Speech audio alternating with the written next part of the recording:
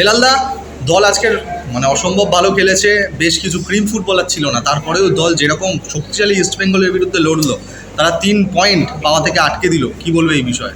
দেখো 3 পয়েন্ট আমরা পেয়ে যেতাম, আমাদের গোলকিপার যেটা বেরিয়ে যায়, যেটা বললাম না, ছেলেরা এক্সপিরিয়েন্স কম আছে বলে যে অবস্থা, প্রথম থেকে যেটা ডেভেলপমেন্ট লিগের প্লেয়ার, প্রত্যেকটা প্লেয়ার আমার 6টা-7টা প্লেয়ার যারা না থেকেও আজকে ইস্টবেঙ্গল যেটা দেখা গেছে প্রত্যেকটা ম্যাচ ডোমিনেট করে সবাইকে জিতেছে। আজকে আমরা ডোমিনেট করেছি পুরো ম্যাচটা।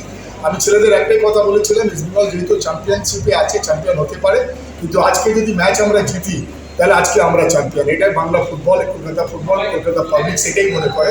যদি একটা চ্যাম্পিয়ন টিমকে হারিয়ে দিলে সেই টিমটা, কেন ধারাবাহিক ইস্টবেঙ্গল জিতে এসছে, আজকে যদি হারতো তাহলে মানে আমরা চ্যাম্পিয়ন। ছেলেদেরকে বলেছিলাম, তারা কিন্তু কোচও সে কথাটা বলেছে, আজকে তারা ভীষণ লড়াই লড়ে, তোমরা দেখবে প্রত্যেকটা ছেলে লড়েছে। আজকে লাস্ট পর্যন্ত শিবা, রাজীবুল সবাইকে আমাদের নাম, লেফট ব্যাক আমরা প্লেয়ার নেই, আমার লেফট ব্যাক আমরা নামিয়ে দিলাম কাকে, ইসরাফিল, ওর ফ্র্যাকচার ছিল নাকের মধ্যে।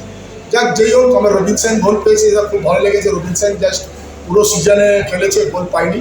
ও সিনিয়র টিমে আন্ডার-23 কোটাতে আছে, সিনিয়র টিমে আইএসএল টিমও ড্রেসও করে।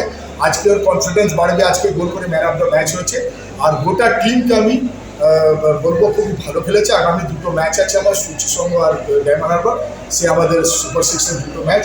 আমরা লাস্ট ম্যাচ যেটা দেখবে, যেটা আমরা সিলিপ স্টেটের জন্য ওটা বিল্ড আপ খেলার জন্য দিনেশ যেটা দিল, কাস্টমে দিন আমরা 2 গোলে যেটা হেরে দিলাম, আমরা বলেছি 2 গোলে আমরা ধোনিপুরকে হারিয়েছি।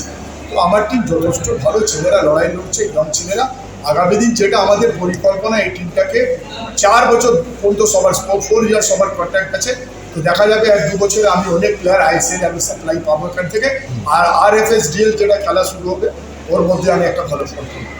Thank you Belal.